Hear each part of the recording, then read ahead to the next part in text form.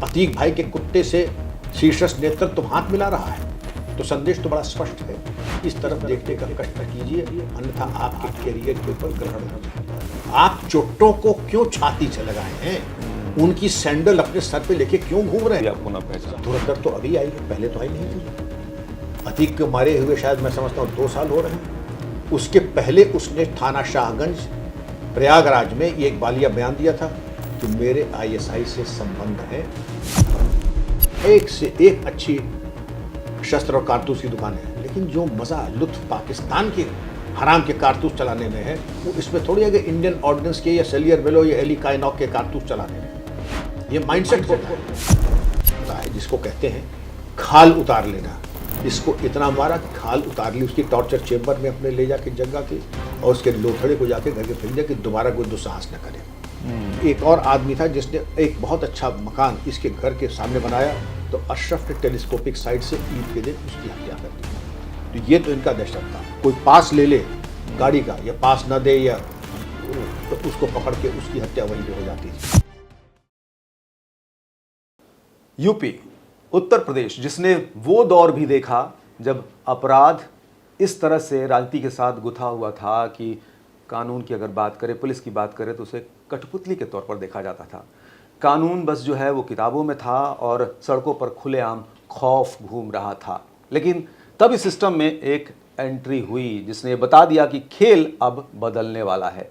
एक शख्स, एक अधिकारी, जिसने माफिया के सामने झुकने के बजाय उससे सीधी टक्कर चुनौती को चुना, जिसने ऑपरेशंस को सिर्फ फाइलों तक ही नहीं बल्कि जमीन पर लेकर आया, वर्दी को वो रुतबा दिलाया जिससे अपराधी खौफ खाए और साथ ही साथ आम इंसान सुरक्षित महसूस करे।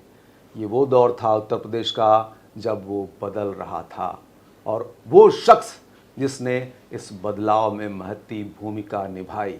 आज वो शख्स हमारे साथ हैं, पूर्व DGP Uttar Pradesh doctor Vikram Singh. Sir, बहुत बहुत स्वागत है आपका। धन्यवाद अरविंद जी कि आपने कष्ट उठाया और यहाँ तक आप पधारे। आपका नाम उत्तर प्रदेश में नहीं देश में एक वरिष्ठ पत्रकार के रूप में है। अपना बहुमूल्य समय आपने दिया, हृदय से आभार और नमस्कार आपको। सर, मेरे लिए बहुत बड़ी बात है, आपको बहुत टाइम से टीवी पर लगातार देखते आए हैं। ये सौभाग्य है कि सामने सामने अपने दिल के उद्गार और साथ ही साथ सवाल पूछने का मौका मिल रहा है। उत्तर प्रदेश को आपकी नज़र से समझना चाहेंगे सर हम। आपने बहुत करीब से देखा है, ज़रा अगर कैटेगरी वाइज आज के टाइमलाइन तक अगर हम देखना चाहें, जब आपने उत्तर प्रदेश को जाना होगा, आपने जो भी कार्यकाल रहा उसके पहले जब कार्यकाल में थे, तब और अब क्या किस तरह से ग्रेजुअली फ़र्क आता चला गया? आपने जो प्रश्न किया है अरविंद जी, बहुत ही महत्वपूर्ण है। अगर इसका मैं उत्तर दूं तो मैं चलता हूं सन 74 में, जब मैं सेवा में आया। नेशनल पुलिस एकेडमी हैदराबाद से पास आउट होने के बाद मैं आता हूं आज के प्रयागराज, तत्कालीन इलाहाबाद में। श्री बलबीर सिंह बेदी मेरे वरिष्ठ पुलिस अधीक्षक थे और उनके यहाँ हमारी ट्रेनिंग होती थी। ये पीटीसी मुरादाबाद में एक इंडक्शन कोर्स 90 दिन का होता, उसको करने के उपरांत। और वहाँ पर आपने जो आज की दौर देखा, तब के दौर में देखा था, ये कहा जाता था कि अच्छा पुलिस अफसर वो है जो आधा कसाई है और आधा इंसान है। और अच्छा पुलिस अफसर ये जो कि पूरी तरीके से मेहनत में फौलाद हो। आप अगर घोड़े पे सवार हैं, रामलीला आपने ड्यूटी की है सुबह 4 बजे तक, और 6:30 बजे परेड का मार्च ऑफ है, तो 6:30 बजे परेड पे आप वैसे ही आ जाएंगे। फिर ये बहाना नहीं कि सर मैं 3:30 बजे तक घोड़े पे जुलूस निकलवा रहा था। जवाब यही होता था कि मर्ग तो नहीं गए थे, आप जीवित थे, आप आएंगे परेड पे। अगर आपका एसएसपी आ सकता है तो आप भी आएंगे। ये तो बात हुई आपकी स्टीलनेस की। और दूसरी चीज़ जिसमें बहुत बड़ा परिवर्तन आया है, और अरविंद जी ये वेदना और पीड़ा आपको भी होगी, जहाँ तक सत्यनिष्ठा की बात है, 24 कैरेट खरा सोना आपको किसी भी थाना अध्यक्ष से कोई लाभ नहीं लेना है। और ये कहा जाता था व्यक्तिगत जीवन में 3 अछूत होते हैं, अपराधी, शराब का ठेकेदार और व्यक्तिगत चाल चलन में, व्यक्तिगत व्यवहार में थाना अध्यक्ष। उससे कोई चीज़ लेना देना या किसी तरह का सामाजिक संपर्क नहीं। ऑफिशियल पूरा रखिए, कार्रवाई पूरी कीजिए, पर यह नहीं है कि आप किसी तरह से कोई उपकृत हो सके। तो अब तौर तरीके पे आते हैं अपराध के भी। अब तक तो बहुत बड़ी डकैती अगर है, 396 आईपीसी, डकैती विथ मर्डर, बैंक लूट, रोड होल्डअप। आप लोग तो जानते भी नहीं रोड होल्डअप क्या होता है, क्योंकि हाईवेज बन गए हैं। सड़क पे बस जा रही है, ये 5-6 गाड़ियां जा रही हैं, उनको रोक करके उनको लूट लेना, महिलाओं के जेवर उतरवा लेना। और मुरादाबाद के क्षेत्र में कई ऐसे बलात्कार भी हुए। लोग घात लगा करके बैठते थे, उनके तरीके होते थे कि गाड़ियों के आगे पत्थर फेंक देना या कुछ स्टील का ऐसा अपार्ट कि खन्न से आवाज़ आएगी गाड़ी पे, लोग रोक दें, पता बॉल बेयरिंग गिर गई, ये क्या हो गया। और जब तक उन्होंने गाड़ी रोकी, बदमाश आके गाड़ी घेर करके सबको बिल्कुल एक तरीके से कब्जे में ले लेते थे, लूट खसोट करते थे। और आपको याद होगा कि बलात्कार भी, सामूहिक गैंगरेप भी हुआ था तब। तो इसको कहते थे ऐसा स्पेशल रिपोर्ट केसेस, यानी जिसका सुपरविजन डीआईजी और आईजी भी करते थे। और उसके बाद ये दौर था, फिर हम आते हैं, अब आप आ जाइए डकैती के लिए। पश्चिमी उत्तर प्रदेश में चंबल और काली नदी और जमुना के बीहड़ जिसको आप कहते हैं, उन बीहड़ों में गैंग रहते थे। अगर मैं नाम के माधव सिंह, मोहर सिंह, तहसीलदार सिंह, फूलन देवी, मुस्तकीम, विद्याराम, यानी गैंग ऐसे चलते थे जैसे चींटियों के समूह चलते हैं। और उनके हथियार अगर आप सुन लें तो आप हतप्रभ हो जाएंगे। हमसे एक जनरेशन आगे हथियार। तब कहते थे इनको क्लैशनकॉफ असॉल्ट राइफल, AK-47 को। उनके पास AK-47, AK-56 और ड्रैगनॉफ स्नाइपर्स राइफल। स्नाइपर्स राइफल वो होती थी जिसमें टेलीस्कोप लगा रहता था, नाइट विजन डिवाइस होती थी, और अगर हत्या कर रही हो तो क्रॉस वायर लगा करके आप स्नाइपिंग, रशा की बनी हुई राइफल होती थी, बरामद की गई। लेकिन मुठभेड़ें हुई, मैं एटा, हमीरपुर, आगरा में रहा। हफ्तों हफ्तों राइफल ले करके, लाई चना गुड़ रख करके 2 लेवल के नाश्ते होते थे। एक रहता था कि पूड़ी और नमक, दूसरा रहता था लाई चना और गुड़। पूड़ी समाप्त हो जाती थी 3 दिन, उसके बाद चलता था लाई चना। लेकिन राइफल और कारतूस लेके चलते थे और हमारे अफसरान हेडक्वार्टर से बैठते थे कि जब तक टारगेट न मिल जाए घर लौट के बताइएगा, हम यहाँ बैठे हैं हेडक्वार्टर में। चंबल के दौरान चंबल का कोम्बिंग कीजिए। कैजुअलिटीज़ भी होती थी, पुलिस ऑफिसर की बहुत कैजुअलिटीज़ हुई। काश मैं आपको फ़ोटो दिखा सकता था। कई हमारे साथी, मतलब हम लाशें ले लेकर के उनकी उठा के लाते थे। बहुत ही भयावह थी। मैंने उस दौरान एक चीज़ और भी पढ़ी थी कि आप जब वहाँ से लौट के आए और आपकी स्थिति ऐसी हो गई थी चेहरा कि घर के लोग भी आपको ना पहचान पाए। जाहिर है कि जब आप ऐसी भयावह स्थिति, सितंबर 1981, जनपद एटा, थाना अलीगंज, इंस्पेक्टर राजपाल सिंह और पूरे थाने को शहीद कर दिया था छविराम गैंग ने। सामने से गोलियां चल रही हैं, छविराम ने उनको आउटफ्लैंक किया और पीछे से जाके पूरे थाने को मार दिया। और उसके बाद कोम्बिंग थी। ये आलम था डिमोरलाइजेशन का कि लोग कहते थे कि अपनी नेम प्लेट हटा दीजिए, अपने वाहन के आगे पुलिस हटा दीजिए, पुलिस कलर हटा दीजिए, वर्दी पहनना ख़त्म कर दीजिए, क्योंकि आप सादे में जाए लोग पहचान लेंगे तो आपकी हत्या हो जाएगी। इनका लानत है ऐसे जिंदा रहने पे। गाड़ी में बोर्ड भी रहेगा, वो भी रहूँगा। लेकिन हफ्तों जब हम लोग कोम्बिंग करने जाते थे तो भाई जो खेत में उग रहा है, पैसा दे के नहीं समझिएगा, फोकट में जो भी हो रहा है, मटर है, चना है, आलू है, उसका इस्तेमाल करके आटा, फिर PAC के मैसेज होते थे, हमारे मैसेज होते थे, आके वहाँ रोटी वगैरह रात को, लेकिन सोते वहीं थे। स्लीपिंग बैग लगा के, जैसा भी ओडोमॉस लगा के पेड़ के नीचे, स्कूल में और ब्लॉक कार्यालय में, ये संभव नहीं था। लेकिन जब आप आते थे वहाँ ये सुविधा थी नहीं कि आपको बाथरूम है या टॉयलेट हो, जहाँ जैसा मौका था वहाँ आपने किया। हजामत बनाई नहीं, जो तन पे कपड़ा है वही कपड़ा है, न तौलिया है, न रूमाल है। तो आप जब चल रहे हैं, ये थोड़ा, आज मुख्यालय सर हमारी तक कम्युनिकेशन भी इतना पुअर था, ये संभव नहीं था। और अगर संभव होता भी, कर्मचारी तो हमारा जैसे है गमछे पे गुजारा कर रहा है, तो वैसे ही हमको भी गुजारा करना है। आप सही कह रहे हैं। जब कई दिनों के बाद घर जाते हैं, आपकी दाढ़ी बड़ी हुई, सर पे, वर्दी पे पूरा कीचड़ से सने हुए, आपके हाथ पांव पूरे कीचड़ से सने हुए, तो स्वाभाविक है कि परिवारजन भी आपको पहचानेंगे नहीं। वो कहेंगे भाई ये कौन चला रहा है, बिल्कुल भूत प्रेत की तरह। तो ये बिल्कुल ये वास्तविक है। यहाँ एक चीज़ और सवाल उठता है सर, आपने बोला कि उनके पास जो गन थे वो रशियन और स्नाइपर वाली जो है, तो ये कैसे संभव पता था कि पुलिस से भी बेहतरीन हथियार उनको मिले हुए हैं? अच्छा सवाल।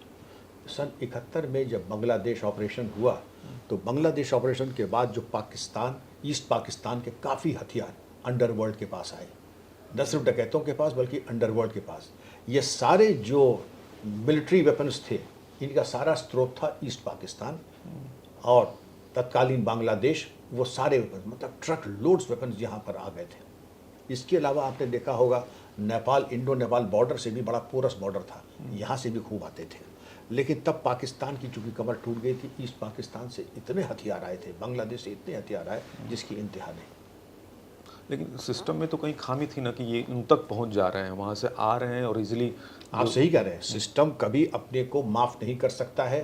इन हथियारों का आना और मुंहमांगा दाम, आपने सुना होगा, ये यूट्यूब पे आज भी मिल जाएगा कि माधो सिंह, मोहर सिंह, मलखान सिंह, इन लोगों ने मुंहमांगी दाम देने की कोशिश की, जितना चाहो हमसे ले लो।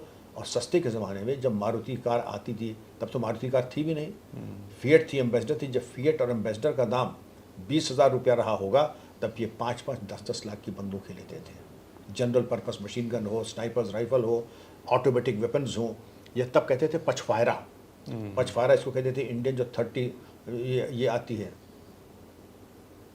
30 बोर, 30 स्प्रिंगफील्ड, और 30 स्प्रिंगफील्ड में टेलीस्कोप वगैरह लगाने का बड़ा इनको शौक रहता था। और कुछ आर्मर्स ऐसे थे कि जो लगा भी देते थे उसमें 30 स्प्रिंगफील्ड। हमने उत्तर प्रदेश को हमने भी जब देखा है, और जब राजनीतिक तौर से अगर बात करें तो मुलायम सिंह, कल्याण सिंह, मायावती, या फिर अभी का जो दौर चल रहा है, इसमें आपने क्या बदलाव देखा है इस शासन में? देखिए, मैं पहले कानून आपको व्यवस्था बता दूं, को लेकर मैं आपको स्पेशली एक पूरा दृष्टि बता दूं। उसके बाद पंजाब टेररिज्म शुरू होता है 90 में, पंजाब टेररिज्म। फिर होता है ISI ऑपरेटेड और राष्ट्र विरोधी गतिविधियां, जिसमें सीमी और इंडियन मुजाहिदीन। और उसके बाद अब साइबर क्राइम। तो ये मैंने आपको 74 से लेकर के मुझे जीने दो, चंबल की कसम और भवानी की कसम और जामताड़ा, अगर फिल्मों के दृष्टिकोण से देखें तो यहाँ तक मैंने आपको यात्रा करा दी। अब जब मैं आपको दौर बताता हूँ, एक दौर होता है कि ठीक है पुलिस अपना काम कर रही है, और जब कभी मीटिंग होती है, मुख्यमंत्री जी के साथ मिलने का मौका साल में 1-2 बार आया, और एक मुख्यमंत्री होता है वो जा करके हर रेंज में और जहाँ पर घटना होती है वहाँ स्वयं जाता है। तो ये 4 मुख्यमंत्री थे, विश्वनाथ प्रताप सिंह जी, माननीय कल्याण सिंह जी, मायावती जी, मुलायम सिंह, और मुलायम सिंह, मायावती जी। हाँ, नेताजी का भी ये था कि जगन्य घटनाक्रम हो जाता था तो फील्ड विजिट नेताजी करते थे। और योगी जी के बारे में तो कर कहना ही क्या, वो तो उतनी नब्ज जितने उनको थाने के बारे में उनको जानकारी होगी, उतना तो थाना अध्यक्ष और जिले के SP को भी नहीं होगी उतनी जानकारी। तो अगर अपराध की दृष्टि से देखें तो आपने जितना काम किया, तो वहाँ आपको सहयोग कहाँ ज़्यादा मिला और कहाँ पर अवरोध ज़्यादा मिला? देखिए, अवरोध तो उनको मिलता है जो नाजायज़ दबाव में आ जाते हैं। और नाजायज़ दबाव में एग्जाम्पल के साथ दूंगा आपको अरविंद जी। ये साहब हमारे बड़े ख़ास हैं। भाई आपके ख़ास हैं तो अपनी गोद में बैठाए रखिए। छाती पे मूंग दले हमारे ख़ास हैं आपके, तो तय ये हमारी छाती पे अगर बैठेंगे तो मैं तभी तक बैठाऊंगा छाती पे अपने, अगर ये कानून की परिधि में रहेंगे। अब मैं बुलाता हूँ, मिसाल के तौर पे मैं बुलाया जाता हूँ, नाम आप पूछेगा मुख्यमंत्री का, लखनऊ बुलाया जाता हूँ कि साहब आपसे मिलना है। भाई नॉर्मली SSP रैंक के अफसर को कभी मुख्यमंत्री के यहाँ से ऐसा दावतनामा नहीं आता है। बेचारा चाहता हूँ तो देखता हूँ कि एक बड़ा शातिर अपराधी वो भी ड्राइंग रूम जैसे बैठा है। आप मान लीजिए SSP हैं और मैं शातिर अपराधी, मुझे देख करके वो भागने लगा। कब तुम क्यों भाग रहे हो? मुझे भी बिस्किट चाय है, तुम भी बिस्किट चाय लो, तुम भी सम्मानित मेहमान हो। मुख्यमंत्री जी उनका सब देखिए, कुछ लोगों को जो मौका मिलना चाहिए गलत सोहबत में आ जाते हैं और फंस जाते हैं, तो ये सुधरना चाहते हैं। उनका मैं भी चाहूँगा सुधर जाए। मैं कौन चाहूँगा कि मैं इनको जो है पेड़ से बांध करके गोली मार दूँ। लेकिन फिर आपका जैसा आदेश है कि ये अगर आपके जुझारू नेता है या आपका आशीर्वाद प्राप्त है, तो मेरी बस एक ही छोटा सा निवेदन है। मेरा कार्यकाल 3 महीने हो चुका है इस ज़िले में। औसत मेरा टेन्योर बहुत ज़्यादा नहीं होता। जब तक मैं हूँ मुझे कोई सेवा का मौका न देंगे, और सेवा का मौका दिया तो मेरा एक उसूल है, उधार में कोई चीज़ रखता नहीं हूँ। वक्त से पहले और उम्मीद से ज़्यादा मूल सूद समेत ऐसा हिसाब होगा कि इनके 7 पुश्त याद रखेंगे। ये बस निवेदन करना चाहूँगा। नहीं ऐसे ये क्यों भाई तुम ठीक रहेगा? अरे सरकार बिल्कुल, तो पहले मेरा पैर छुआ फिर मुख्यमंत्री का प्रस्थान हुआ। यहाँ मैं जनपद में पहुँचता हूँ। जनपद में पहुँचने के बाद मालूम पड़ा 24 घंटे भी नहीं बीते कि मालूम पड़ा कि एक डकैती उनकी द्वारा की जा रही है। फिर पुलिस ने घेरा, गोली चली, उनके सर में गोली लग गई। पश्चिमी उत्तर प्रदेश की बात है, वहाँ का माना हुआ माफिया, सर में गोली लगी। अरे साहब जय जयकार होने लगी। लेकिन वो एक चमत्कार था कि सर में गोली लगने के बावजूद वो बच गया। और जब बच गया तो दिवाली के दीपक बुझ गए। लोगों ने फिर जो मेरी जिंदाबाद कर रहे थे मुर्दाबाद शुरू कर दी। सत्यानाश हो साहब, इन्होंने देखिए युवा हृदय सम्राट इनके ऊपर आक्रमण कर दिया। खैर वो था। उसके बाद बड़ी लंबी लीगल बैटल चली, क्योंकि बाहुबली था, धन बल में कोई कमी नहीं थी। अरे साहब जितने मुकदमे उसने किए और इतने मुकदमे किए कि एक बीच में तो यहाँ तक बात आई थी कि जब मैं डीजीपी हो गया था, डीजीपी बनने के बाद सर्विंग डीजीपी के खिलाफ उसने वारंट तक इशू करवा दिया। लेकिन ये सब चीज़ें उनको प्रभावित करती हैं जो, जिसको कहते हैं ना, जो बहुत कमज़ोर होते हैं कानून में या विचारों में। ना मैं कानून में कमज़ोर हूँ, ना मैं विचारों में कमज़ोर हूँ। वारंट आया तो लोगों को यूट्यूब पे शायद आपको मिल जाए कि साहब आपके खिलाफ तो वारंट निकल गया है, उनका वारंट उसी के खिलाफ निकलेगा। और निकलवाया किसने है? उत्तर प्रदेश के माने हुए माफिया ने। कौन? अशोक दीक्षित। अशोक दीक्षित उसने निकलवाया है। और इनकी धौसी धपाटे में जो आता हो वो आता हो, यह मेरी सेहत पे कोई असर नहीं पड़ता है। वारंट भी ख़त्म हुआ, सब ठीक ठाक रहा और उनकी क्रियाकलाप भी ख़त्म हो गए, उनका गैंग नेस्तनाबूद हो गया। तो अब मैं आपको देखता हूँ वही चीज़ अगर आज हुई होती, अगर ऐसा कोई अपराधी आज होता, ये मान के चलिए कि या तो वो भारत भ्रमण पे चला जाता या कहीं मॉरिशस या दुबई चला जाता कुछ दिन के लिए, या उसकी गाड़ी पलट जाती और कोई विकल्प नहीं था उसका, गाड़ी ही पलटती। अब आपने कहा कि सर्वाधिक अपराध नियंत्रण कानून व्यवस्था कब श्रेष्ठ थी, तो मेरे चाहने से नहीं, योगी जी मुख्यमंत्री बने मेरे रिटायरमेंट के बहुत साल बाद। मेरे कार्यकाल मैं रिटायर हो गया था और योगी जी शायद बने 2017 में। तो हम रिकॉर्ड पे बता रहे हैं, एनसीआरबी का डेटा ये कहता है कि जघन्य अपराध में 85% की गिरावट आई है। फिरौती हेतु अपहरण खत्म हो गया है। टोटल आईपीसी में कमी आई है। इसके अलावा एक ऐसा अपराध जो कि कभी मिनिमाइज नहीं हो सकता, हत्या, उसमें कमी आई है। और जिस तरीके से इनकाउंटर हुए हैं, जिस तरीके से बाहुबलियों को मिट्टी में मिलाया गया है, तो मैं ये कह सकता हूँ अरविंद जी, न भूतो न भविष्यतो। आलोचना भी सुन लीजिए। तो साहब आपने तो अतीक अशरफ की बात की, आप तो एक तरफा अकलियत की, आप तो फिरका परस्त हैं। आप तो सिर्फ मुख्तार की बात करते हैं, अतीक की बात करते हैं, आप धनंजय की तो बात ही नहीं करते हैं, आप ब्रजेश सिंह की तो बात ही नहीं करते हैं। तो बात तो मैं उसकी करूँगा, क्योंकि जब मैं बात करूँगा तो मैं उसकी बात करूँगा जिसको मैं औचित्यपूर्ण समझता हूँ। आपको अगर बात करनी है अरविंद जी तो आप अपने हिसाब से बात कीजिए। लेकिन चूंकि इस चीज़ की बात उठाई जाती है तो सवाल ये उठता है कि जितने नाम आप लोग ले रहे हैं, हाँ राजा भैया, क्या पिछले 10 सालों में किसी ने कोई FIR हुई है किसी के खिलाफ? धनंजय सिंह के खिलाफ हुई, जेल चले गए। अगर कोई 10 साल से साइलेंट है तो अगर साइलेंट है तो उसका उपचार दूसरा है, और जो क्रियाशील है उसका उपचार दूसरा है। फिर ट्रीटमेंट का लेवल अलग अलग हो जाता है, होम्योपैथिक से लेके च्यवनप्राश तक, लाल बाबा से बाईपास सर्जरी तक। लेकिन आपकी इच्छा ये है कि सबकी बाईपास हो जाए और आपकी इच्छा से हो जाए, वो होने वाला नहीं है। लेकिन जिसने यूपी पुलिस को खिदमत का मौका दिया, यूपी पुलिस का बड़ा उदार और उदात्त दृष्टिकोण है, किसी को निराश नहीं किया उसने। तो 96 में सर आपने STF ज्वाइन किया, उस समय क्या हालात थे, क्या तब्दीली लेकर आए आप, और कितना बड़ा चैलेंज था? ये थे कि मैं छोटी सी मिसाल से आपको बताता हूँ। भदोही में, मिर्ज़ापुर में कालीन उद्योग बहुत एक्सपोर्ट का बहुत बड़ा व्यवसाय है, आज भी, तब भी था। तो एक बड़े कालीन व्यवसायी को एक मुन्ना बजरंगी हैं, जिनका नाम ऐसा नहीं कि यूपी में कोई हो जिसने ना सुना हो। उसने फ़ोन किया सस्ते के ज़माने में, सेठ 5 करोड़ रुपए नगद। तो वो भी एक्सपोर्टर थे, लीडिंग मल्टीनेशनल थे। उन्होंने तुरंत फ़ोन किया बड़े बड़े अफसरों को, यूपी में, सचिवालय में भी, TG ऑफिस में भी।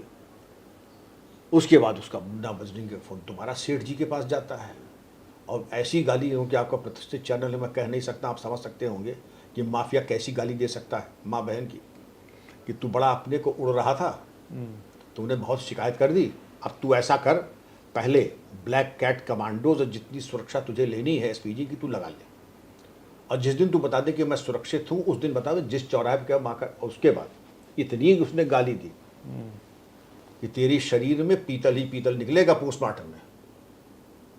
ये दहशत थी। लखनऊ में आप चले जाएं, मालूम पड़ा कि आप हजरतगंज में घूम रहे हैं, या जहाँ पे ये कौन सा 1090 चौराहा है, या जो आपका पिकनिक स्पॉट आज हो गया है, वहाँ पर गाड़ी में बैठ करके लड़के जो हैं बॉनेट पे विस्की रख करके पैर फैला करके जो बच्चियाँ गुजर रही हैं उनका रेट लगा रहे हैं, फिफ्तियाँ कस रहे हैं सरेआम। एक ही रंग की गाड़ी, एक ही नंबर की गाड़ियाँ, एक ही रंग की, यानी काले रंग की गाड़ी, शीशा चढ़ा हुआ, विस्की की बोतल। तो क्यों नहीं आज कोई करके दिखा दे। अब मैं गाड़ी के, एक तो कोई करेगा नहीं, मैं गाड़ी के, मैं बोतलों के वंश रोचन फेंक दिए जाएंगे गोमती में। मैं सही बता रहा हूँ आपको, क्योंकि वो दहशत जो कि एक अपराधी में होनी चाहिए वो दहशत थी नहीं। और क्यों होगी जब आपके सब पार्टी के कमाऊ पूत हैं, वो आपके किसकी हिम्मत है आपको कर ले। अतीक लोगों की खाल उतार रहा है और ये कहें कि साहब नहीं नहीं नहीं, अतीक भाई ने कुछ नहीं किया है, अतीक भाई तुम्हें कसम है, अतीक भाई के कुत्ते से शीर्षस्थ नेतृत्व हाथ मिला रहा है। तो संदेश तो बड़ा स्पष्ट है कि इस तरफ देखने का कष्ट न कीजिए, अन्यथा आपके करियर के ऊपर ग्रहण लग जाएगा। अरविंद जी, एक तरफ तो आपने बताया सर कि कहाँ पर जो है अपराधियों के लिए मुश्किल हो गई। क्या ये बता सकते हैं आप कि वो शासनकाल किसका था जहाँ पर इनको बहुत ज़्यादा प्रश्रय मिला, बढ़ावा मिला? वो तो क्राइम स्टैटिस्टिक्स बताएंगे, मैं क्यों बताऊंगा। जब क्राइम बढ़ा, किसके कार्यकाल में बढ़ा, जहाँ पर ये कहा जाता है जहाँ पर आप बैठे हैं अपहरण उद्योग। मैं राजनीतिक प्रश्नों से परहेज करता हूँ। मैं चाहूँगा कि आप ग्रॉक पर जाएं और इसके ऊपर जाएं, ChatGPT पे, maximum crime in last 25 years, और जिसके भी कार्यकाल में आता है उस पूरे शासन प्रशासन की जिम्मेदारी है। आप तो हर चीज ग्राफ पे है। आप यही सवाल जो आपने मुझसे किया ये है, तो चीज़ें हैं, बट आपके श्रीमुख से चीज़ें मेरे जानना श्रीमुख से, चाहता, क्योंकि मैं पॉलिटिकल आदमी नहीं हूँ। हाँ, लेकिन आपने जो जितनी बेबाकी से चीज़ें बोली हैं, कही हैं, सामना किया है, वो काबिल तारीफ़ है। खैर कोई बात नहीं। एक और सवाल है सर कि अभी एक फिल्म चल रही है धुरंधर 2, शायद आपने देखी होगी, बड़ी मैंने तारीफ की जा कल रही ही है। देखा है, अरे वाह, कल ही देखा है मैंने। 4 घंटे की मूवी है, 4 घंटे की है। और लोग बताते हैं, कुछ लोग आलोचना करते हैं, कुछ लोग बदनाम करने की कोशिश की जा रही है। बदनाम वो होता है जिसकी नेकनामी है, इज्जत हो। जो इस तरीके के घटिया डकैत मवाली हत्यारे हैं, उनकी कौन सी नेकनामी है। आपने कहा एक कम्युनिटी को बदनाम किया जाता है। अगर आपकी कम्युनिटी के नुमाइंदे ब्रांड एम्बेसडर अतीक अहमद और मुख्तार अंसारी और शहाबुद्दीन हैं, तो मुझे कुछ नहीं कहना है। मैं चाहूँगा कि आपके ब्रांड एम्बेसडर होने चाहिए भारत रत्न APJ अब्दुल कलाम, भारत रत्न बिस्मिल्लाह खां, अमर शहीद अशफाक उल्लाह खां, ब्रिगेडियर उस्मान, परमवीर चक्र विजेता अब्दुल हमीद। आप चोटों को क्यों छाती से लगाए हैं? उनकी सैंडल अपने सर पे लेके क्यों घूम रहे हैं? क्योंकि आपको ईद बकरीद उसने साड़ी और लहंगे दे दिए, इसलिए। आपको कभी रोज़ा इफ्तार में आपको बिरयानी खिला दी, बस इसीलिए। आपके जो है मन मस्तिष्क में उनको रॉबिन हुड, गरीबों के मसीहा, फरिश्ता, बड़े सस्ते में आपने जो है अपनी जो जहनी जो आपकी ताकत थी आपने नीलाम कर दी। अतीक को लेके जो टेरर उसने फैलाया था, एक पक्ष में देखता हूँ कि ये भी उसको इस्टेब्लिश करने की कोशिश की गई थी, जो आप रॉबिन हुड की बात कर रहे हैं, कि उस तरह से भी उसको, कि गरीबों के लिए वो दान करता था, पैसे देता था। रियलिटी क्या थी जितना आपने उसको देखा हुआ है? और ज़रा मैं उससे भी जोड़ के देखना चाहूँगा कि आपने फिल्म देख ली है, और जो चीज़ उसमें दिखाया गया अतीक को लेके, वो कितना रियल लगता है आपको? मैं आपसे एक सवाल पूछ रहा हूँ, उसमें क्यों अनरियल लग रहा है आपको? हमारे यहाँ कवर फायर ISI और पाकिस्तान की माला जपने वालों की कमी नहीं है। आप ऐसे लोगों के घरों में जब आप जाएंगे, आपको पाकिस्तानी फिल्म, हमारे यहाँ संगीत मर गया है क्या? संगीत मेरी रुचि नहीं है। आप जाएंगे तो पाकिस्तानी फिल्मों के संगीत मिलेंगे आपको। दूसरी चीज़, लेडीज़ कहेंगे ये हम लाहौर से गए थे, लाहौर से सलवार सूट। मैं दावे से कह सकता हूँ जो सलवार सूट आपको हिंदुस्तान में मिल जाएगा वो लाहौर और में नहीं मिलेगा। लेकिन ठसक कि पाकिस्तान का सलवार सूट है, पाकिस्तान फिल्मों का गीत आ रहा है, ये पाकिस्तान से निहारी और वो हम सब लेकर के आए हैं फ्रीज करके। और गज़ल सुननी हो तो आबदा परवीन की, गुलाम अली की, तलत महमूद नहीं हमारे यहाँ, अजीत सिंह नहीं है, लेकिन नहीं पाकिस्तानी। तो ऐसे लोगों की जो बात करते हैं पाकिस्तान परस्त, उनको बड़ी आपत्ति होगी, क्योंकि उनके माई बाप सब वहीं हैं। मैं तो यही कह रहा हूँ, जिन लोगों की 47 पे गाड़ी छूट गई थी, देश इतना इंतजाम कर देगा, जिनको इतना प्रेम है उनका टिकट फ्री में, रास्ते का जो है नाश्ता भी देकर के उनको बैठा देगा वहाँ की गाड़ी में।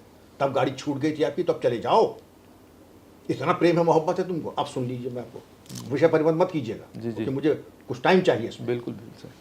अब इसमें आप आते हैं अरविंद जी, फिल्म में क्या दिखाया है? नकली नोट। 750 किलोमीटर लंबी यूपी नेपाल बॉर्डर है, और पूरे भारत की है करीब ये 1200-1400 kilometre, right up to Darjeeling. UP के 7 जिले बॉर्डर लगते हैं, पीलीभीत, लखीमपुर खीरी, महाराजगंज, और पीलीभीत से आइए इधर आ जाइए, और बलरामपुर वगैरह, ये पूरा नेक्सस इधर मुख्तार अंसारी हो गए गाज़ीपुर में, इधर अतीक हो गए, और उसके बाद आप आ जाते हैं शहाबुद्दीन बिहार में, और एक और हजरत है, नाम लेना ठीक नहीं है क्योंकि अब चूँकि वैसे भी मरणासन है, लेकिन बॉर्डर के MP हैं वो, अब आप आ जाइए, आईएसआई ने देखा कि हमको भारत की वैसे तो जीत नहीं सकते हैं, तो चोट्टापना, जो मिजाज में चोट्टापना होता है, कैसे हम अर्थव्यवस्था समाप्त करें। अब्दुल करीम तेलगी एक और उनकी जब मौसेरा भाई था, जिसने नासिक प्रिंटिंग प्रेस की पूरी मशीन नीलाम में खरीद ली। उसके बाद उसने जहाँ जर्मनी में हमारी प्रिंटिंग प्रेस की स्याही और स्टेशनरी आती थी, वो मंगा ली पाकिस्तान ने। यहाँ डाई और प्रिंटिंग प्रेस मिल गए और वहाँ पर थी। और जिस तरीके से उसने 60,000 करोड़ तो दिखाया था, इसके अलावा नकली करेंसी 1:3, एक असली पे 3 नकली नोट, ये रेट इंडो नेपाल बॉर्डर पे। जैसे हमारे आपके बैंक, सबसे बड़ा बैंक है state bank of India, Nepal का बैंक है राष्ट्रीय बैंक।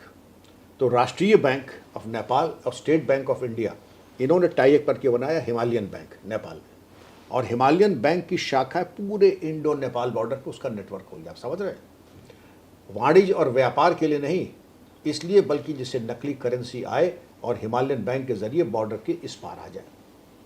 अब आप कहेंगे कि इतना बड़ा नेक्सस, इतना बड़ा नेटवर्क, आईएसआई का तो चोट्टेपने का और इस तरीके के दोगले काम करने का क्रिमिनल एक्ट की तो महारत है।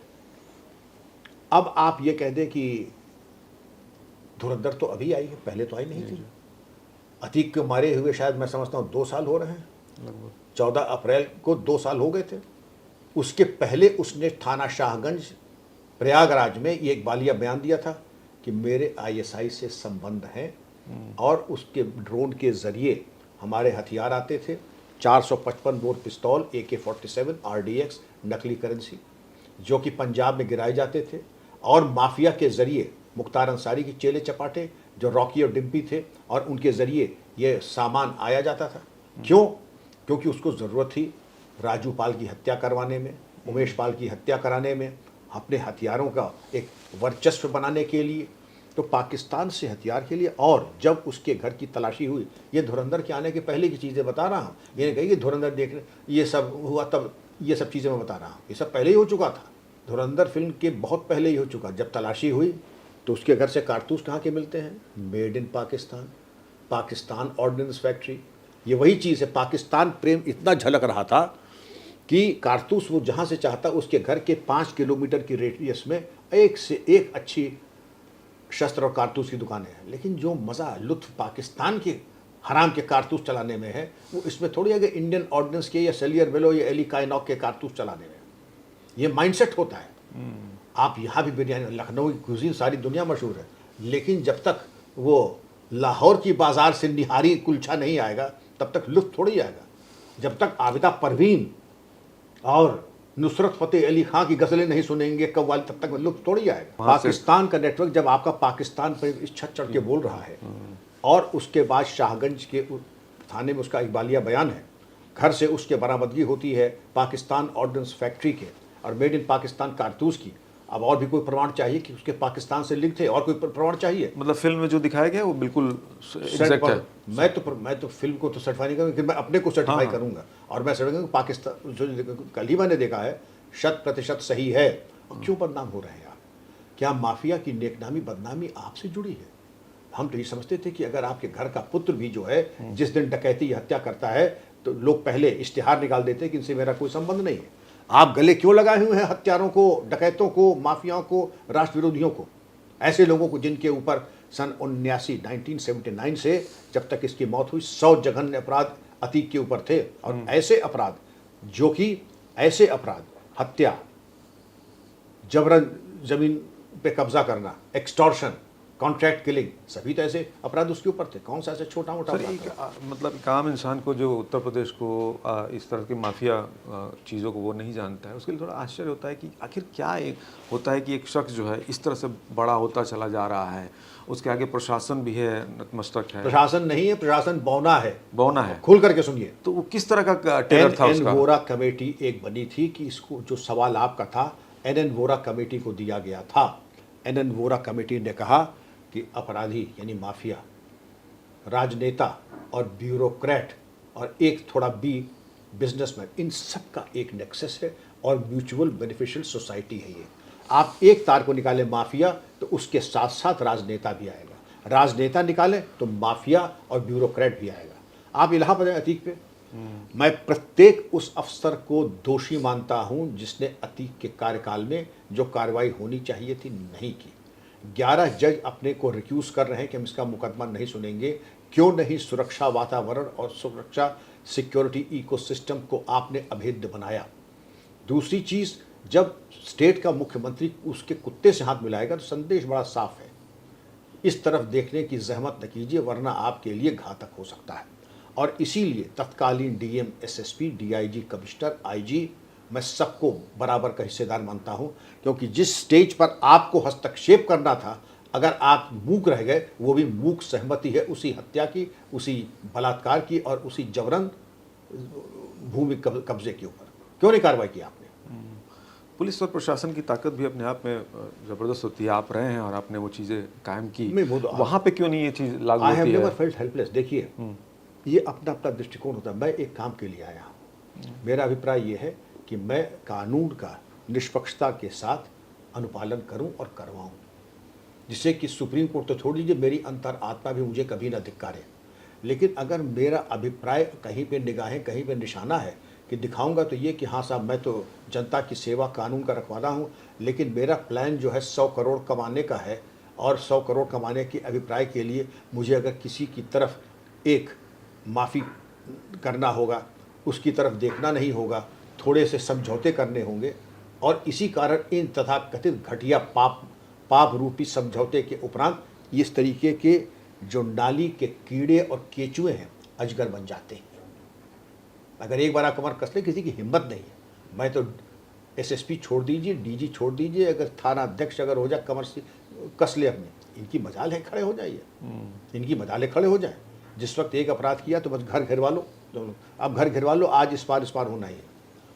1.5 कंपनी पीएसी ले आइए जिसमें करीब लगभग 150 आदमी होंगे, पुलिस फोर्स लगाइए, स्नाइपर राइफल लेके जाइए और कहिए आ जाओ, सरेंडर करो, नहीं तो आज तुम्हारा इनकाउंटर निश्चित होने वाला है। क्या ये पैरेलल ताकतवर भी उतने होते थे, इनका खौफ भी होता था? खौफ तो इतना था कि जैसे जब ये इलेक्शन अपने गुरु चांद बाबा, इसने जो पहली हत्या की थी जब ये 18 साल का था, तो मोहम्मद इस्लाम के नामक आदमी का इसने हत्या की थी। उसके बाद 89, ये कब की बात है, चांद बाबा इलेक्शन लड़ रहे थे, 2 दिन बाकी थे काउंटिंग में, उसने चांद बाबा की हत्या की, जीत गया। तो जग्गा एक इसका प्रतिद्वंदी था, वो भाग गया मारे डर के मुंबई। तो उसने उसको कहा कि तुम वापस आ जाओ, हम अब राजनीति में हैं, हम कोई बुरा काम नहीं करेंगे। ये जब आया तो इसके बाप फिरोज तांगा ड्राइवर था, और बाप का वही गद्दी उसी को कहते हैं कि जो कि दूध वगैरह का काम करते हैं। तो जो घोड़े का चाबुक होता है जिसको कहते हैं खाल उतार लेना, इसको इतना मारा कि खाल उतार ली, उसकी टॉर्चर चेम्बर में अपने ले जाके जगह की, और उसके लोथड़े को जाके घर के फेंक दिया कि दोबारा कोई दुस्साहस न करे। उसके बाद एक और आदमी था जिसने एक बहुत अच्छा मकान इसके घर के सामने बनाया, तो अशरफ ने टेलीस्कोपिक साइट से ईद के दिन उसकी हत्या कर दी। तो ये तो इनका दहशत था, कोई पास ले ले गाड़ी का या पास न दे या तो उसको पकड़ के उसकी हत्या वहीं पे हो जाती थी। अच्छा, सिर्फ गाड़ी के पास? गाड़ी के पास देने की, इसके ऊपर भी हत्या हुई है, एक हत्या तो है ही है। अगर आप प्रयागराज से परिचित है तो वहाँ पर बड़ी प्रीमियम प्रॉपर्टी है सिविल लाइन से, पैलेस सिनेमा, हाँ, और होटल फिनारो, जो कि वहाँ के पारसियों की बड़ी प्रतिष्ठित फैमिली है। और पारसी तो जाहिर था कि वो माननीय स्वर्गीय फिरोज गांधी जी से रिलेटेड रहे होंगे। तो सोनिया गांधी जी को जब हस्तक्षेप करना पड़ा, उससे अपील करनी पड़ी, तब जा करके उनका पिंड छूटा, वरना पारसियों की वो प्रॉपर्टी भी जाने ही वाली थी। उस पर इसका बिल्कुल कुछ छोड़ दो कहीं हमारी है नहीं थी, अब नहीं है। तो ऐसे लोगों का सर अर्निंग का क्या जरिया क्या होता है? मतलब कुछ इलीगल इंटरनेशनल कुछ काम करते हैं इस तरह का, या नहीं, इनकी ये मल्टी, जैसे गोजर की 10 टांगे होती है, इनकी भी 10 कमाई के जरिए हैं। इनकी कमाई का जरिया जबरन धन उगाना, पैसा वसूल करना। मुख्तार अंसारी का जैसा था, नंद किशोर रूंगटा को बुलाया कि पैसे दो, मुन्ना बजरंगी इसका पैसे लाओ, तो किसी ने मर्सिडीज ले ली या किसी ने बहुत बड़ा कोई अट्टालिका बनाई किसी कि भाई साहब मुबारक हो, बहुत अच्छी गाड़ी ली आपने, बड़े अच्छे मकान है, बड़ी आपको अल्लाह ताला ने नवाजा है आपको, तो उसमें मेरा भी कुछ है कि कुछ बेशकीमती तबरुखात लेने मैं कब हाजिर हो जाऊँ, उनका जब चाहे तशरीफ़ लाएँ। तो जब उनका कहा मेरा लड़का जा रहा है, सुहेल नाम है, तो सुहेल जा रहा है तो क्या खिदमत करूँ, उनका जितने की आपकी प्रॉपर्टी है उसका 10% निकाल के दे दीजिएगा। तो वो गरीबों में सदका निकाल, बातें बड़ी शराफत की, गरीबों में का सदका उतार करके खैरात कर दिया जाएगा।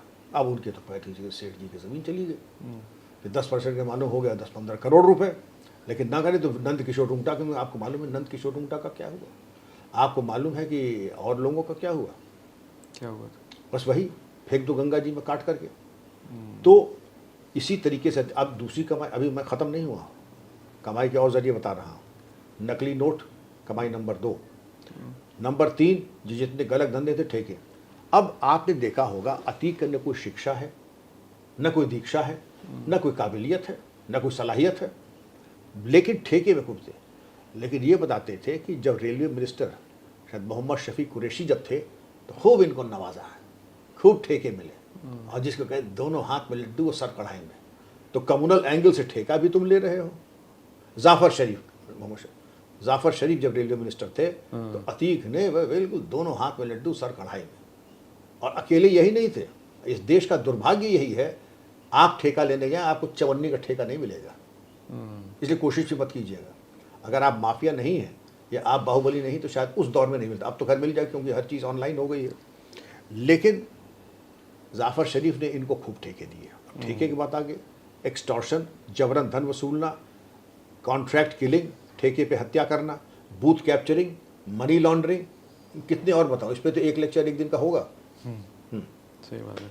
एनकाउंटर सर, ज़रा इसके बारे में कुछ बताइए, ये किस तरह से काम करता है और क्या कहीं ना कहीं कानून को एज पर रख के भी कुछ चीज़ें की जाती हैं? देखिए, एनकाउंटर लोग कहते हैं एनकाउंटर कर दिया, एनकाउंटर किया नहीं जाता है। वो चाय नहीं है कि जाके बना के दूध चीनी और पत्ती डाल करके पी लिया आपने। एनकाउंटर होता है, आप जंगल में जा रहे हैं, आपके ऊपर आक्रमण हुआ और आक्रमण में आपने अपने दूसरे को बचाने की नीयत से बल प्रयोग न्यूनतम किया। कानूनी की परिधि देखिए, धारा 96 से लेके 106 पुरानी आईपीसी इंडियन पीनल कोड, वर्तमान धारा 34 से लेके 44 भारतीय न्याय संहिता। अपने या दूसरे की जान और माल बचाने की नीयत से न्यूनतम बल प्रयोग करना, अरविंद जी, उसको कहते हैं मुठभेड़। और मुठभेड़ में अब आप है जैसे न्यूनतम बल प्रयोग बच्चों का है, श्रमिक आंदोलन है, तो न्यूनतम यही कि हम आपको गिरफ्तार करते हैं, स्पर्श किए, ये न्यूनतम बल प्रयोग। न्यूनतम बल प्रयोग ये भी है कि आप पथराव कर रहे हैं तो हमने माइल्ड लाठीचार्ज, टीयर गैस कर दिया, वाटर कैनन कर दिया, और भी ज़्यादा उग्र हैं तो हमने लाठीचार्ज और उग्र कर दिया, फिर रबर बुलेट कर दी। ये स्टेज इस चेतावनी के साथ। अब हम जा रहे हैं जंगल में, सूचना है चरमपंथियों की, इंडियन मुजाहिदीन की, वहाँ जाते हैं, कहते हैं सरेंडर कर दो, वो अंधाधुंध ऑटोमेटिक गोली चलाते हैं। तो वहाँ भी समझते हैं कि हम दूसरा गाल दिखा दें, हम दूसरा गाल तो नहीं दिखाएंगे। ये गलतफहमी अगर आपको है, आपको तो बड़ी पीड़ा होगी। हमारे बेगुनाह नौजवान इंडियन मुजाहिदीन ने क्या खता की थी, सिर्फ कुछ गोलियाँ ही तो चलाई थी। ये सुख उनको किसी को नहीं दिया जाएगा। गोली चलाई है तो उसके बाद न्यूनतम बल प्रयोग ऐसा होगा कि बिल्कुल भरता बना दिए जाएंगे। तो यहाँ से लेके भरता बनाने तक ये न्यूनतम की श्रेणी में आता है। आई होप कि कंसेप्ट क्लियर हो गया होगा आपका। दूसरी चीज़, आपने क्या समझ रखा है कि पुलिस वाले चीन से आ रहे हैं, पाकिस्तान से आ रहे हैं, ये हमारे आपके परिवार के लड़के लड़कियाँ हैं। और मैं तो फिर कहूँगा, आपके चैनल के माध्यम से किसी ने आँख उठाया तो विकास दुबे का हर्ष याद रखिएगा बस। आप मिर्ज़ापुर के भी एसपी रहे हैं, असिस्टेंट एसपी, एएसपी, जी हाँ जी। तो एक सीरीज़ जो है मिर्ज़ापुर में खूब चली, लोगों ने खूब पसंद किया, खूब देखा, और वहाँ पे जो एक दिखाया जाता है कि वहाँ पे जो गैंगवार है या वहाँ पे जो इस तरह के अपराधी प्रवृत्ति के लोग हैं, तो क्या वहाँ का भी ऐसा बैकग्राउंड है या फिर वो इसको ऐसे ही हाइप दिया ये गया? तो सिनेमा, वो तो हाइप है। देखिए, हर फिल्म धुरंधर नहीं होती है। वो मिर्ज़ापुर वगैरह मुझे भी लोगों ने रिकमेंड किया था, लेकिन मैंने जब, एक तो मुझे मालूम नहीं कि वो कैसे देखेंगे मिर्ज़ापुर, तो उन्होंने कहा पहले ये ऐप डाउनलोड कीजिए। ऐप डाउनलोड किया, फिर उनका कि साहब इसमें आप 300 रुपये दीजिए, वो भी दिया। 300 रुपये देने के बाद जब देखा तो वो इतना, जैसे हमारे जब मैं हाई स्कूल में था तो जिसको हम लोग पोर्नोग्राफी कहते थे, हूबहू मुझे लगा कि ये पोर्नोग्राफिक कंटेंट है। तो मैंने उसी वक्त पैसे भी 300 डाल गए हमारे, लेकिन वो जो मैंने देख लिया कि ये चीज़ देख शरीफों के देखने का काबिल नहीं है। लेकिन देखिए पब्लिक क्या चाहती है। अगर आप ये कहें कि साहब यहाँ पर धर्म और आध्यात्मिक जीवन के बारे में सात्विकता को ओढ़ने की चीज़ है, एकांत सेवन की बात है, तो आपका कोई देखने वाला नहीं है। सब कहेंगे मनोचिकित्सक से अपना कराइए इलाज। लेकिन मिर्ज़ापुर में चूंकि तड़का, गाली गलौज, नाजायज संबंध, फूहड़पना, अश्लीलता, तो ये तो सारी दुनिया बिल्कुल त्राटक लगा के आंख में लोकोला डाल डाल करके देखती है। मैंने सुना है ऐसी फिल्में और ऐसी चीज़ें, तो लोकोला डाल डाल के आंख। सुबह देखें साहब 8 बजे कमरे में गए वंशलोचन, सुबह 8 बजे आज वहाँ आंखें लाल और बिल्कुल चरा फिरा नहीं जा रहे। क्यों साहब? वो काम कर रहे थे, प्रोजेक्ट पे काम कर रहे थे। प्रोजेक्ट क्या काम कर रहे थे आप? मिर्ज़ापुर मुंह से निकल गया। हम तो ऐसे असहाय तो हम हैं नहीं। जाके जब ब्राउजिंग हिस्ट्री देखी मालूम पड़ा कि मिर्ज़ापुर देख रहे थे। तो ये सब बकवास की, लेकिन ऐसा रियल लाइफ पे गैंगस्टरिज्म होता है, वॉरफेयर होता है। विंध्याचल में आपने सुना होगा कि जो पंडों की लड़ाई आपस में होती थी, खूब खून खराबा हुआ। तो ये आपस में लड़ाई झगड़े तो होते हैं, लेकिन उस लड़ाई झगड़े को अगर शासन पूरी तरीके से कृत संकल्प हो, मजबूत हो, इनको मिट्टी में मिलाना चाहे तो ये चल नहीं सकते हैं। लेकिन फिर आपको देखना होगा, आप इनसे निवेदन करेंगे, प्रिय अरविंद जी, आपसे ये अपेक्षा नहीं की जाती है, और कम से कम आपको कसम है मेरी कि अरविंद जी ऐसा काम न कीजिएगा। और दूसरा तरीका है कि अरविंद जी, अगर आपको आत्मघात करना है, आप ज़रूर कुछ दुस्साहस कीजिए, आप कर नहीं पाएंगे। जैसे सिगरेट का बट बुझाया जाता है, वही दुर्गत आपकी भी हो जाएगी। विकल्प आपका है। नमस्कार। आपने जितनी बेबाकी से काम किया है सर, अपनी शर्तों पे काम किया है, ऐसी सिचुएशंस भी तो आई होंगी जब आपके ऊपर भी दबाव डाला गया होगा कि भैया ये काम छोड़ दो या इसको बचाना है। हाँ बिल्कुल बिल्कुल, दबाव तो रोज़ आते थे, कई आते थे, दबाव आते थे। ऐसी दबाव घटना होता है, ये जो कानूनी तौर पे दबाव नहीं, मैं उसको कहता हूँ कि आपका ध्यान आकृष्ट किया, वो होना है, 100% होना है। और दूसरा होना है कि वो सरासर नाजायज़ आँख में सूजा घोंपने की। ज़िला कानपुर दंगा होता है, हमारे ऊपर आक्रमण होता है, एसएसपी मैं और लोग इंजर्ड होते हैं। तो जहाँ जहाँ से पत्थर ग्रेनेड आता है, तो वहाँ पर चौकियाँ, वॉच टावर, और वहाँ पर चौकियाँ बन जाती हैं। तो होना था, आप तो अकलियतों पे बड़ा जुल्म कर रहे हैं। उनका अकलियतों पे क्या जुल्म हो रहा है? उनका आपने तो वहाँ पर ऐसी ऐसी चौकियाँ बना दी, बड़ी बेहुरमती और बेपर्दगी हो रही है उनका। मैं देखता हूँ कोई बेहुरमती नहीं, कोई भी, पर हमने तो हम महिला कांस्टेबल्स और ऑफिसर ओरिएंटेड किया है उनका। आप उनको फ़ौरन हटवा देंगे, वो तो नहीं हटेंगे, वो बिल्कुल नहीं हटेंगे जब तक हालात बिल्कुल सामान्य नहीं हो जाते हैं। वो चौकियाँ और वॉच टावर नहीं हटेंगे। एक मिसाल। दूसरी चीज़, ये मेरे साले साहब हैं, ये थाना अध्यक्ष हैं, इनको आप देख लीजिएगा। बिल्कुल देख लीजिए। मेरी आदत होती कि मैं रोज़ रात को निकलता हूँ, रोज़ रात को डिनर लिया, 9 बजे 10 बजे निकला, और 4 थाने देखता हूँ। तो 4 थाने मैंने अगर इधर देखिए तो ठीक है।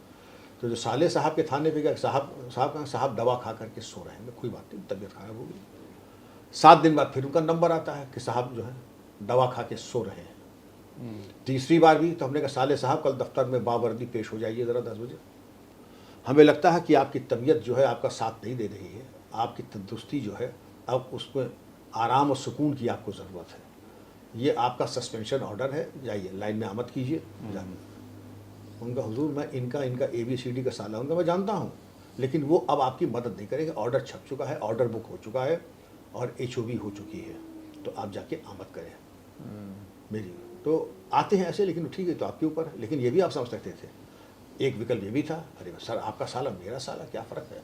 लेकिन ऐसा नहीं होगा। काम अगर अच्छा है तो बहुत अच्छा है, काम अगर अच्छा नहीं तो आपका किसी का साला होना आपको मदद नहीं करेगा आपके करियर में। आपको सर अब लग रहा है कि भारत में अब माफिया कल्चर जो था, प्रभावी था, अब वो खत्म हो रहा है? उसका रूप बदल गया है, रूप बदल गया है। अब देखिए, उन्होंने गियर शिफ्ट किया है। अच्छा। अब मैं इसको कहता हूँ कि माफिया कोई ज़रूरी थोड़ी है।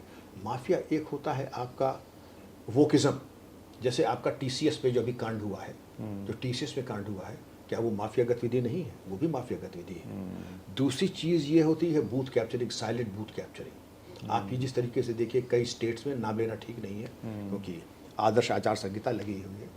आप लोगों को इतना धमका दे, डरा दे, धन बल बाहुबल से, कि मालूम पड़े कि 25 जगह ग्राम पंचायत में कोई कैंडिडेट ही नहीं खड़ा हो रहा आपके कैंडिडेट के खिलाफ, तो लोकतंत्र कहाँ चला गया? ये भी माफिया गर्दी है। माफिया को ज़रूरी नहीं कि वही जो आपको हमें लूटे। माफिया ये तो 1000 बैंक डकैती से भी ज़्यादा ये है जो मैं आपको बता रहा हूँ।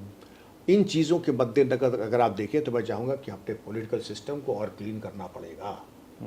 हमने पॉलिटिकल सिस्टम वो भी देखा था कि राष्ट्रकवि थे, वो राज्यसभा के मेंबर थे, वो भी जाते थे राज्यसभा में बैठने, तो सोमवार को तक रहते थे, उसके बाद शुक्रवार को आ जाते थे झांसी, और झांसी जब चलते थे तो एक टिन के कनस्टर में कचौड़ी बनवा के ले जाते थे, और सोमवार से शुक्रवार तक वही कचौड़ी खाते थे, फिर आके बैठ जाते थे अपने घर में आके झांसी से कंस्ट्रक्ट कचौड़ी। आज तो वैभव, अगर वैभव कहीं देखना है तो हमें तो ये लगता है, मैं किसी से निंदा स्तुति नहीं, और मैं कौन होता किसी की निंदा स्तुति करने के लिए। सर, इतने सारे केस आपने सक्सेसफुली हैंडल किए हैं, लेकिन कोई भी ऐसा कोई एक केस रहा जो आपको भी, जिसने आपको भी चैलेंज दिया, अगर वो आप शेयर करना चाहें दर्शकों के साथ? यहाँ बैठे हैं, एक आरुषि मर्डर केस था यहाँ पे। आरुषि मर्डर केस था, बिल्कुल क्लियर कट केस था, और इतने ऊंचे रसूख वाले लोग थे, दाएं कर दो, बाएं कर दो, ये कर दो, वो कर दो। तो हम लोगों ने आइडेंटिफाई कर लिया, क्योंकि बहुत ऐसा होगा कि एक कमरे में 4 लोग हैं, 2 मर गए, 2 जिंदा हैं। एक कमरे में 4 लोग हैं, 2 मर गए, 2 जिंदा हैं। अब जो 2 जिंदा है, बताए भाई क्या हुआ था। अगर आप कह रहे हैं कि हमें कुछ नहीं मालूम, तो ये भी मशकूक है, उसमें हम लोग नहीं जाएंगे, लेकिन वर्कआउट किया हमने। फिर वो केस जो था हम लोगों ने सीबीआई को हैंड ओवर किया। सीबीआई की टीम 1 ने बिल्कुल पीर घाट चले गए, सीबीआई टीम 2 आई, वो फिर हमारी तरफ आ गए, नहीं यही सही है। और हमारी जो फाइंडिंग थी, ट्रायल कोर्ट ने उनको सजा दे दिया, ठीक, सजा भी दे दिया। ट्रायल कोर्ट की सजा के बाद वो हाई कोर्ट जाते हैं, वहाँ पे बेनिफिट ऑफ डाउट में वो दोषमुक्त हो जाते हैं। लेकिन मेरी अंतर आत्मा बिल्कुल इस बारे में कोई बोझ नहीं है कि जो हम लोगों ने डे 1 को कर लिया था तो वही सही था, क्योंकि सीबीआई की टीम 2 उसने भी वही फाइंडिंग दी, ट्रायल कोर्ट ने सजा भी दे दी। अब आप कहते कि ये कॉम्प्लिकेशन क्या थे? कॉम्प्लिकेशन ये थे कि कितने ऐसे हत्याकांड आपने देखे हैं जिसमें उपन्यास लिख दिए गए हों, हु किल्ड आरुषि। नंबर 2, तलवार film 1, Talvar film 2, who killed Aarushi film, जिसपे फिल्में बन जाएं। और प्रेशर का, जिसको आप कहते हैं, ऐसा प्रेशर पड़ा, मैं आपको बता नहीं सकता। और मैं इसी का होशियार को इशारा काफ़ी है, आप समझ सकते हैं कितना। और हुआ उसका बिल्कुल उल्टा, जो चाहते थे वो प्रेशर लगा नहीं। जब प्रेशर लगा नहीं तो आप समझ सकते हैं कि फिर मैनिपुलेशन में कोई कमी नहीं थी। जी, आपके सर पूरे 36 साल के करियर में कोई ऐसा ऑपरेशन तो ऐसा रहा जो प्लान के मुताबिक नहीं था, फिर भी आपने उसको टर्न अराउंड किया? ऐसे हर प्लान सक्सेसफुल नहीं होता है। आप यहाँ बैठे, आप बहुत प्लान करके आए थे, लेकिन आपके प्लान करने से नहीं होता है। आप इसको, जैसे नेपोलियन ने कहा था कि आप अपनी चीज़ का इतना पूर्वाभ्यास करें कि अगर आप अर्ध सुषुप्त अवस्था में भी हैं और आपसे पूछिए आपके आदमी कितने हैं, आपके राइफल कितने हैं, आपकी राइफल में बारूद कितनी है और कितने कारतूस हैं, आपके प्रतिद्वंदी के पास क्या क्या है, तो आप उसको फिंगर टिप्स बता सकें। इसीलिए कहते हैं कि पुलिस ऑपरेशन और एनकाउंटर तपस्या है, ये कैजुअली नहीं हो सकते हैं। और इसलिए आप कभी जाते हैं, आपने देखा कि आपको उम्मीद थी कि वहाँ पर 2 आदमियों की खबर है, मालूम पड़ा 2 की जगह वहाँ निकले 88 आदमी, उनके पास ऑटोमेटिक, तो आप तो गए थे 20 आदमी लेके। अब आप क्या करेंगे? जब 20 आदमी थे, रियल लाइफ बता रहा हूँ, तो रीइंफोर्समेंट, आसपास के जितने थाने थे उनसे फोर्स मंगा देना।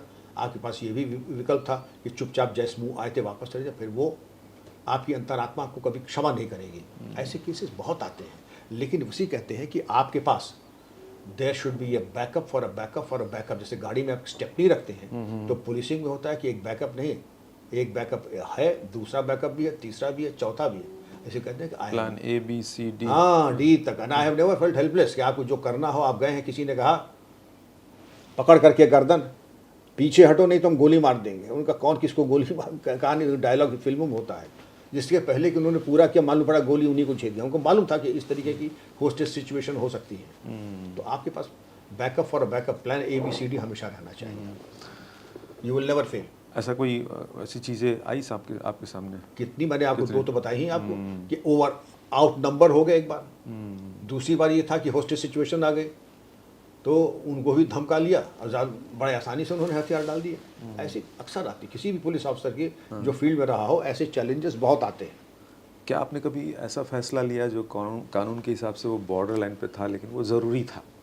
ऐसे एक नहीं, 50 केसेस हैं, और सारे ऐसे जो फैसले होते हैं बॉर्डर लाइन ही होते हैं। अच्छा। लेकिन वही होता है कि जनहित में है, आपका कोई व्यक्तिगत राग द्वेष हानि लाभ नहीं है, लेकिन अगर जनता के हित में सही है, जैसे कहते हैं अनुज बधू भगनी सुन नारी, सुन सठ कन्या सम ए चारी, इन्हीं कुदृष्टि बिलो के ताही बधे क छुपाप न हुई। ये तो रामचरितमानस में दिया है, ताही बधे क छुपाप न हुई। आपके पास कई विकल्प होते हैं। हो सकता है कि अगर आप मौका दें तो आप समझ सकते हैं कि हो सकता है जिंदा भी पकड़ सकते हैं, लेकिन हमने बहुत मौके दिए लोगों को कि जिंदा पकड़ लें, क्योंकि जिंदा अगर आएगा तो बहुत लाभकारी जानकारी प्राप्त हो सकती है। लेकिन जिंदा मिले नहीं। यह भगवान की जैसी लीला है। जीवन मृत्यु का तो मालिक परमात्मा है, मैं थोड़ी ही हूँ। मारे सब मारे गए। दूसरा है अश्वत्थामा हतो नरो व कुंजरो। युधिष्ठिर तो धर्मराज थे, लेकिन नीतिगत और सात्विकता के और औचित्य को लेकर के उन्होंने भी अर्ध सत्य बोला, जिससे कि युद्ध का परिणाम दूसरी तरफ चला गया। तो आपका जो विवेक होता है,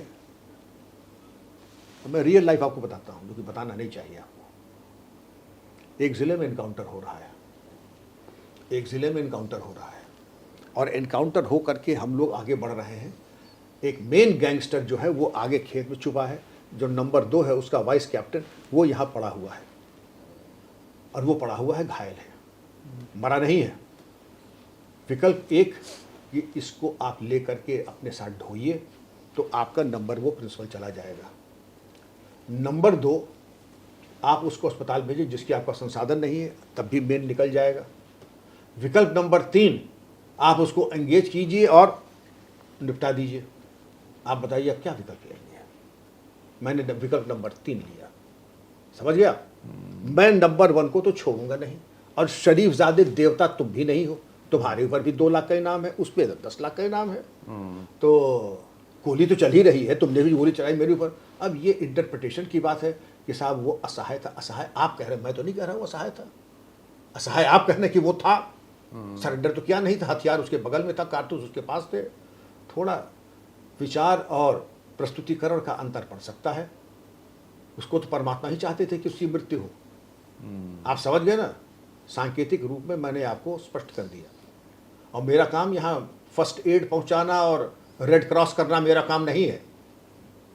या तो उसका खून या मेरा खून, तो बेहतर है कि तुम ही मरो। आपको रिटायर हुए तो टाइम हो गया सर, लेकिन आप बहुत बारीकी से, बहुत करीब से चूँकि उसमें रहे हैं, तो आज भी आप देख रहे होंगे क्या कुछ चल रहा है। अगर आज फिर से वही पद मिलता है तो आपको क्या लग रहा है, कौन सा काम है जिसको आप प्राथमिकता के साथ करेंगे? सबसे पहले कि एंटी नेशनल एक्टिविटीज़, जो जगह जगह आपके इस तरीके से कीड़े मकोड़ों की तरह आईएसआई एजेंट आ गए हैं, जो एक तरीके से धर्म परिवर्तन के शोषित छांगोर ऐसे चल रहे हैं। छांगोर ऐसे लोगों के प्रति मैं फिर कह रहा हूँ, पकड़ा हमने अच्छा किया, लेकिन हमको जिसको कहना चाहिए था कि मटिया मेट कर देना चाहता था, मटिया मेट नहीं किया, अधमरा सांप छोड़ दिया है। प्रॉपर्टी पूरी आनी चाहिए थी, और ऐसा इंतज़ाम होना था कि छांगुर उसका गिरोह, उसका अंतिम संस्कार सलाख के पीछे हो। योगी जी महाराज की टीम में मैं समझता हूँ कि जो कतर से 500 करोड़ रुपए आए, उसको बलरामपुर पुलिस ने अच्छा उसका लाभ लिया है, और उस लाभ के चलते हुए उन्होंने छांगुर को जीवन दान दिया। ये चीज़ आपत्तिजनक है। तीसरी चीज़, महिला सुरक्षा जो है उसको हमें दूसरे स्तर पर ले जाना है, और ऐसा कर देना चाहिए कि प्रत्येक महिला जब घर से निकले तो अपने को पूरी तरीके से सुरक्षित समझे। ये 3 मेरी प्राथमिकता है। ठीक है सर, आप जिस तरह से एक उत्साह के साथ चीज़ें बोलते हैं और रियलिटी के साथ जो आंखों में आपकी सच्चाई है, जो आपका एक पूरा वर्क करियर रहा है, वो लोगों को काफ़ी प्रेरित करता है। मैं आपके साथ थोड़ा सा एक रैपिड फायर करना चाहूँगा। ज़रूर हो सकता है कि वो चीज़ें हमने पहले डिस्कस की हो, लेकिन नहीं, शॉर्ट में। बिल्कुल। सर, माफिया वर्सेस टेरर, देश के लिए खतरा कौन? टेरर। वैसे दोनों एक सिक्के के दोनों पहलू ही हैं, क्योंकि ऐसा माफिया ढूंढना मुश्किल है जिसके टेरर से लिंक ना हो, और ऐसा टेररिस्ट ढूंढना जिसके कि माफिया का सपोर्ट सिस्टम ना हो। एनकाउंटर न्याय है या मजबूरी? न्याय है। अगर सही एनकाउंटर है तो न्याय है। सिस्टम चलाता कौन है, राजनीति या कानून? कानून ही से सब चलते हैं। अगर कानून से राजनीति नहीं चल रही है तो वो भी पापाचार है। सबसे ज़्यादा भ्रष्टाचार सर कहाँ पर है, बिल्कुल नीचे, बीच में या सबसे ऊपर? सर्वत्र। सबसे पहले मैं ऊपर कहूँगा, क्योंकि अगर ऊपर भ्रष्टाचार ना हो तो नीचे तो हो ही नहीं सकता है। क्या कारण है कि अगर ऊपर बिल्कुल शुचिता है, सत्यनिष्ठा है, तो नीचे भ्रष्टाचार हो कैसे जाएगा?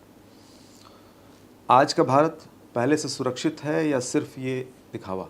नहीं, पहले से कहीं ज़्यादा सुरक्षित है। ईमानदार अफसर सिस्टम में टिक सकता है, यस या नो? बिल्कुल टिक सकता, टिका हुआ है, और उन्हीं की बदौलत, वही कहते हैं एक शेर जंगल पे भारी पड़ जाता है, उन्हीं ईमानदार अफसरों की वजह से सिस्टम चल रहा है। बाकी बिकाऊ माल तो सेकंड हैंड और थर्ड हैंड, और जिसको कूड़ेदान से निकाल के वापस मेकअप, डेंटिंग पेंटिंग, वैसे की कुछ कमी है ही नहीं, वो मैटर नहीं करते हैं। सत्यनिष्ठ अधिकारी ही मैटर करते हैं। सबसे बड़ा डर क्या है सर, माफिया, पॉलिटिक्स या सिस्टम खुद?